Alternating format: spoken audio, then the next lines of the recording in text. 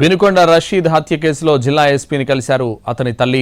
రషీద్ హత్య వెనుక ఉన్న వారి పేర్లను ఎస్పీకి ఇచ్చామన్నారు. వారిని ఇంతవరకు బయటకు తీయలేదని ఆరోపించారు. ఆమె ఎమ్మెల్యే ఓట్ల కోసం వచ్చాడే కానీ తమను పలకరించేందుకు రాలేదన్నారు.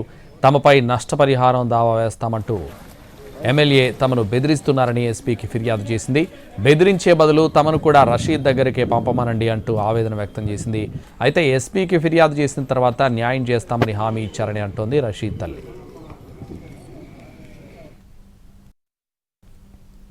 నేను న్యాయం చేస్తాను బిడ్డకి ఒక్క మాట కూడా అడగలేదయ్యా. ఓట్లు అడగటానికి అంటే వచ్చారుగా, వచ్చినప్పుడు ఆయనకి ఏం చేస్తాం మేము, హానిభూతైనా ఇంటికి వచ్చి తెలుపుగా ఆ మాట కూడా మాకు చెప్పలేదు.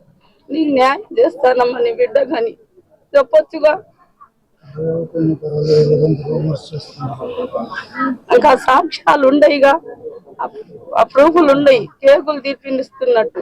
ఇంకా నా మీద మా కుటుంబం మీద పరువు నష్టం దావా వేస్తాడంట ఆయన, ఆ ఎమ్మెల్యేగా ఉన్న ఆయన. ఏమను ఇంకేం చేస్తాడు, లేకపోతే మమ్మల్ని కూడా మా తల్లిదండ్రులుగా మమ్మల్ని కూడా నరికించమని ఆయనకు ప్రశాంతంగా అయింది. అప్పుడు అదే మాకు న్యాయం. మా బిడ్డ మట్టి మమ్మల్ని కూడా తీసుకెళ్ళమని.